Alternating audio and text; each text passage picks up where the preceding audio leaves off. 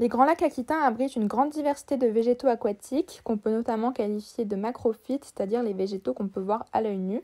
Parmi eux, on trouve les plantes du genre des isoètes qui peuvent être menacées et ou protégées, comme la littorelle ou bien l'isoète de Bory qui est rare et endémique de la région, et la lobélie qui est la plante qui nous intéresse ici. Il s'agit d'une petite plante protégée au niveau national depuis 1982 et classée comme menacée au niveau régional. Elle est présente en Europe, surtout dans le nord, et en France, en Bretagne, mais surtout dans le sud-ouest, et notamment sur le lac de Cazaux-Sanguinet. Si elle était présente dans la majorité des lacs aquitains il y a une cinquantaine d'années, la proportion des lacs dans lesquels elle est aujourd'hui présente a été divisée par 2. Il s'agit donc d'une plante avec une valeur patrimoniale importante due à sa rareté dans le sud de l'Europe, mais qui a aussi un rôle dans les écosystèmes car elle a des propriétés d'oxygénation des sédiments.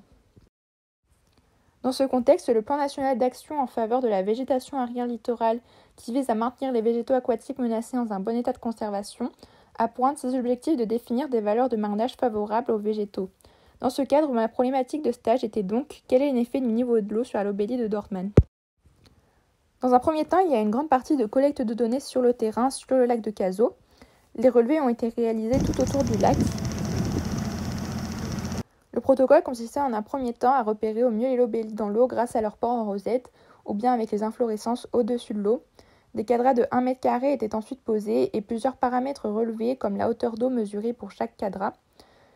Venait ensuite le moment de compter les pieds par sous-cadra et les données étaient ensuite rentrées dans un logiciel ODK de terrain.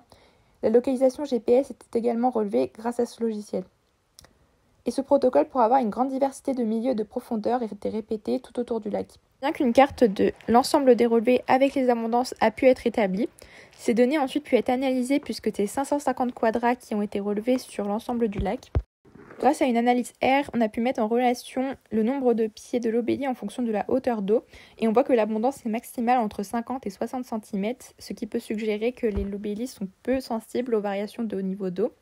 On peut aussi mettre ces résultats en relation avec une probabilité d'exondation et on voit que l'abondance est maximale à de faibles probabilités d'exondation, ce qui suggère aussi que les lobélies se trouvent plutôt dans des zones inondées. Ces résultats pourront donc permettre de comprendre les préférences écologiques de l'espèce et pour avoir des données plus précises sur les effets du niveau de l'eau, on pourra ajouter les données d'autres lacs.